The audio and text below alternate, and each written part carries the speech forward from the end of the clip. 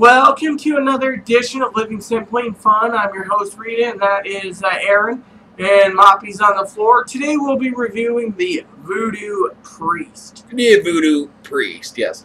This is the newest line from Vudu that's blended by Jesus Fuego in Honduras at his factory.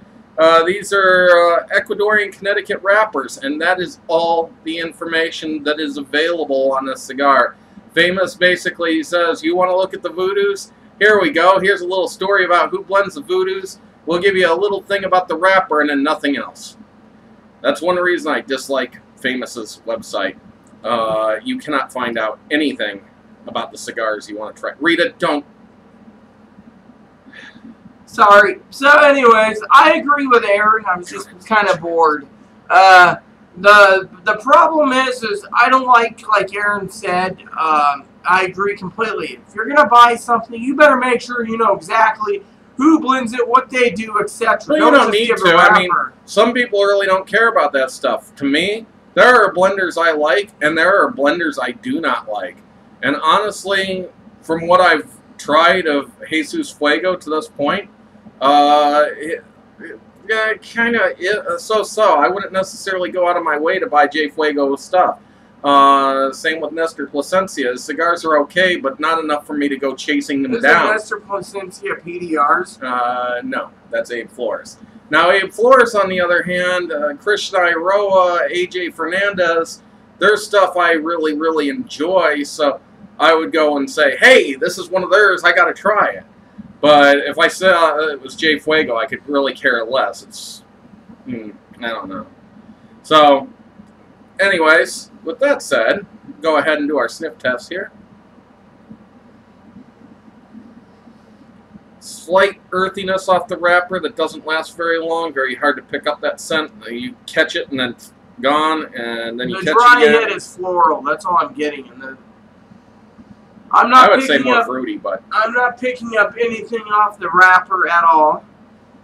Very little off the foot, maybe a mild sweetness. If you notice, there's a dark spot in the center of the tobacco, which means that the inner leaves are a darker color, and if you notice, they're not even in the center. Is yours like that too? Just so you guys can judge. One has a dark spot, the other one not so much. So, looks like possibly the blender didn't do a great job. I gave you the wrong one. Yeah, I had the dark spot. So we might end up with totally different flavors from this. That means nothing, though, honestly. It could just be that, you know, I don't know. I really don't know that much about the tobaccos that go in, what they're supposed to look like, but they are different on the ends. I was going to use this wonderful cigar lighter. I love stainless steel, by the way, from Johnny Sticks. But there's no fluid in it.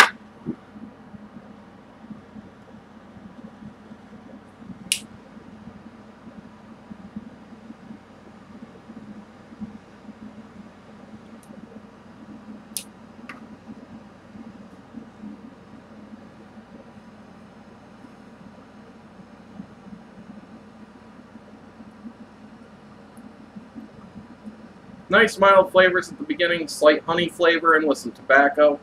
You're lit. Don't overlight.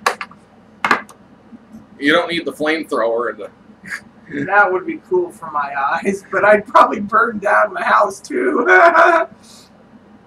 I'm just thinking about the thing that the CI did, and the guy puts on the welder's mask and pulls out the acetylene torch. He's like, he's like, got it. Whereas the other ones are toasting, you know. And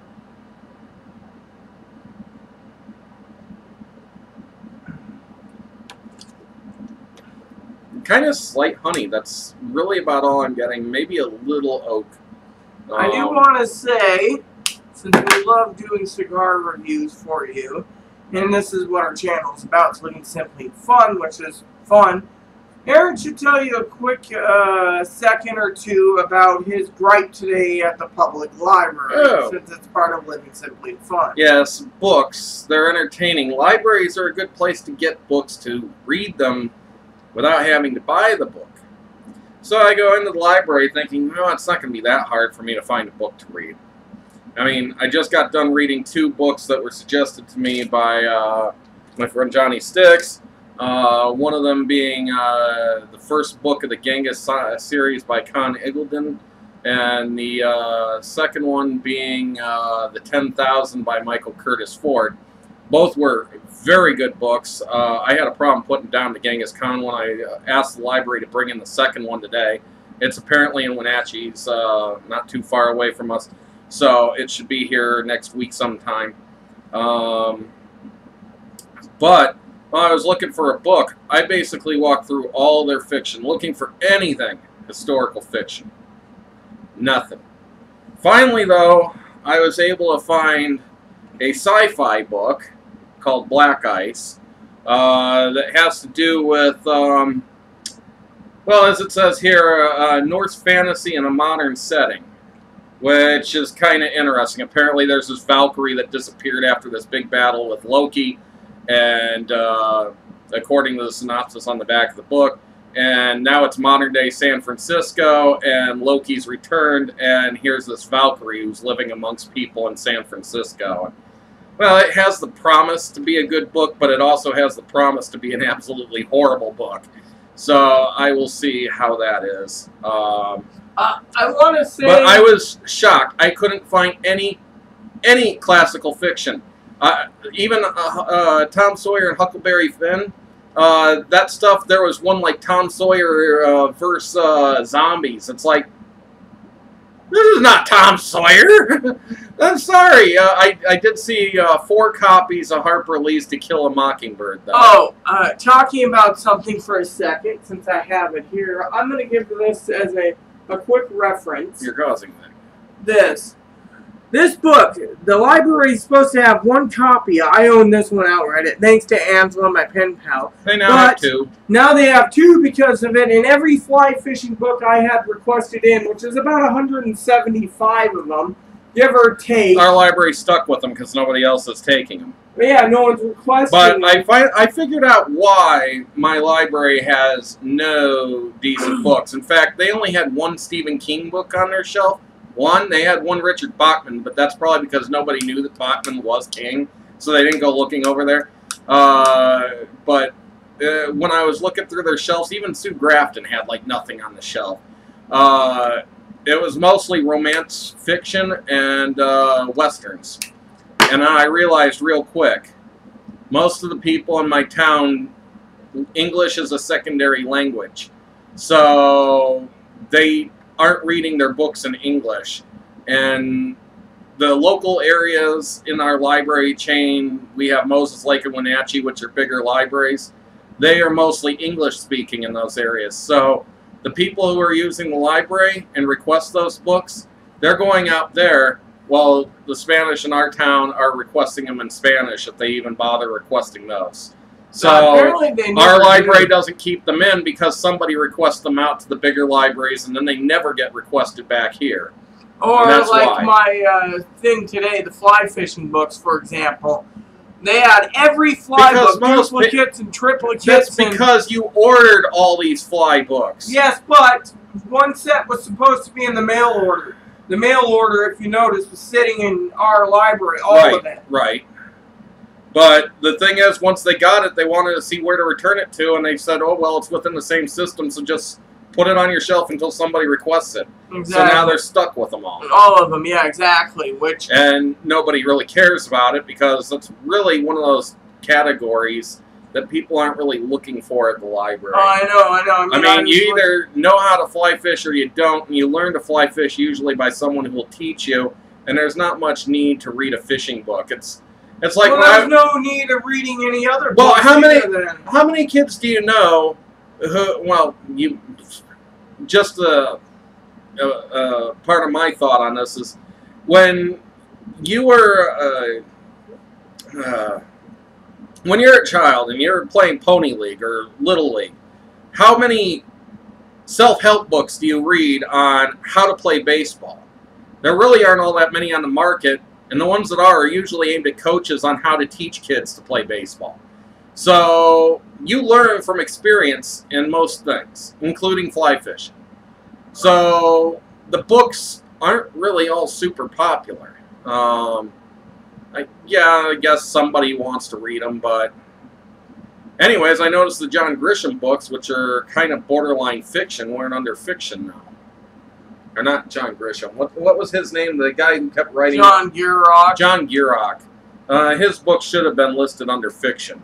They weren't how-tos or anything. They weren't necessarily all true stories. In fact, he embellished, and he admitted to embellishing in many of them, so...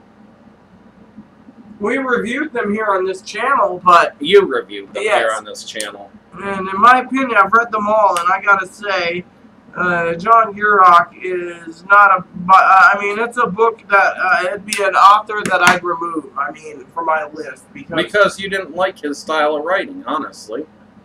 Kind of like you didn't like the style of writing of, what's his name, who wrote The River Runs Through It? Norman MacLean. Yeah, exactly. You didn't like his style of writing, so you wouldn't recommend it, even though we're mostly familiar with The River Runs Through It. Yeah, the movie. Anyways, to this point, I'm still getting mostly a mild sweetness in the tobacco. Slight creamy notes, little toastiness, a tad bit of oak, but nothing really flavor explosion, nothing that stands out.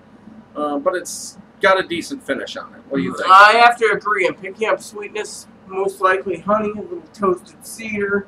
Otherwise, it is so far a fine cigar, and I'm actually... Nice smoke output. Yes, exactly. And a good draw. And a good draw, exactly. So, we'll get to you at the halfway point of this and let you know how this progresses. Hello, and welcome back to the halfway point of the Voodoo Priest. Getting a lot of kind of earthy grass notes, and that's the primary flavor I'm picking up. Really nice and kind of sweet at the same time as being like dirt a bit. I'm picking up hay notes and sweet honey. Otherwise, it's just a fine cigar. I have been getting some wonky burns on this one. So, well, they do come for about $4 a stick or so. In fact, I think I got a canister of 19 of these for $54 or something like that. They were all Robustos. And canister was really sharp looking, too. I should have had that in the review, but oh well, I didn't think to bring it by. I want to say, when it comes to cigars, when I go to town to pick up supplies on Friday, I'm thinking of picking up a couple of Monte Cristo Espada Estokes to try the new Vitola and see how it goes.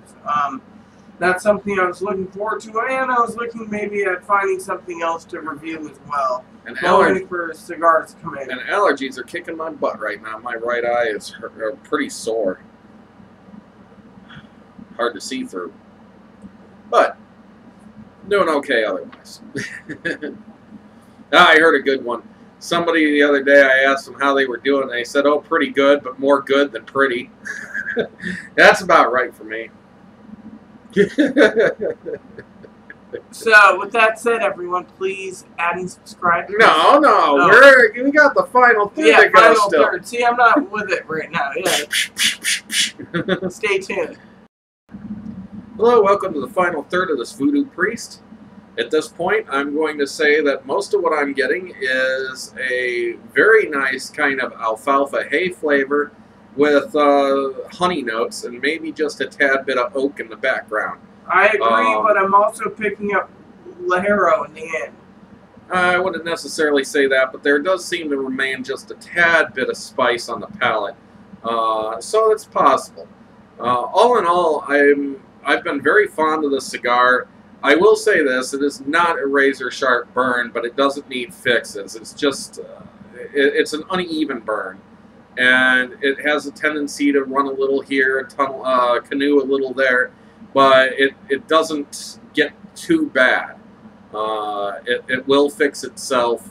And so this is actually a fairly good offering from J. Fuego, much like the original Voodoo Dark, which wasn't all that bad. I do remember I enjoyed that one, and I've had it twice now, so has Rita. And I will be reviewing the Vudu Priest soon enough. Or not Vudu Priest, but the Vudu Sacrifice, which is the middle cigar that came out. And Rita, do you have anything further to say? For you, right? Yes, although I may think about buying a tub of those next month because those canisters are really nice, and they could come in handy if you end up with an overstock, unexpectedly or whatever. So, anyways, I'll defer to Rita here to let her give you her thoughts now. Well, as I said, I agree with Aaron on all the flavors that he said. I'm picking up lightly toasted alfalfa, hay, a little Ligero spice is very mild, good output. I'm sorry if my mind's brain dead for a bit. I had something happen and I was trying to figure out the medical term of what's going on because I picked up his cigar by mistake, not even thinking. And this is not the first time this week that things like that have happened. The other day she set a cigar down on her bed without paying attention that there was no ashtray there. And she's had little complications like this in the past. And, you know, she's concerned about it. But more than likely it's all right with her learning disabilities and everything. It's probably just, you know, lack of paying attention. So, mine's focusing elsewhere, and it's so focused on what else is going on that it doesn't pay attention to what it's trying to do, you know, in exactly. action. So, on that aspect, so, you know, I'm kind of worried, but, you know, I have Aaron here to I'm trying to tell her she's way too young for Alzheimer's yet. Neither of us are 40 yet, but, you know, so... Anyways, with that said, please add and subscribe. Oh, please. I didn't finish. The J Fuego Vudu Priest at the price range, definitely recommend it. I'll kind of show you. Where is it? The office? What? Your jar. My jar is right there in the corner. Oh, it's over there. Yes. Oh, shoot. If I can actually go get it. Nah, I can't get it. Anyways, I was going to show you. It's a little vacuum jar. Well, I'd have to walk in front of the camera, and it's difficult for me to get over there.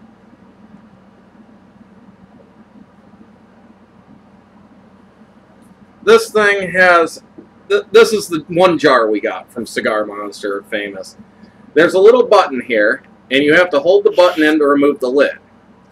And when you put it on, you can't put it on without pressing that button, and you can actually hear the air, but it won't come off if you don't press that button either. So it's a nice little jar. It kind of pushes all the air out of it. It comes in handy. And so for the price range, it's not that bad. So I'm contemplating doing that so Rita and me can both review it, but at the same time, do I want to buy Vudu's 2 months in a row? That's another question as well. And our time to do that's coming up, and we're both thinking about the Smoking Monks. Just, you know, they sound interesting. And I want to get a couple single sticks to review just for you all on the Perdomo pure tasty cigars. So... you know. Well, the Smoking Monks are done. It kind of makes sense to do those Perdomos, too. And this is our little smoking cigar mascot, Moppy. So, anyways, with all that said, go ahead, give this one a try. And please add and subscribe, leave questions, comments, feedback, suggestions down below in the comments. If you smoke this and you agree or disagree, let us know. Just try to keep it nice and enjoy every puff.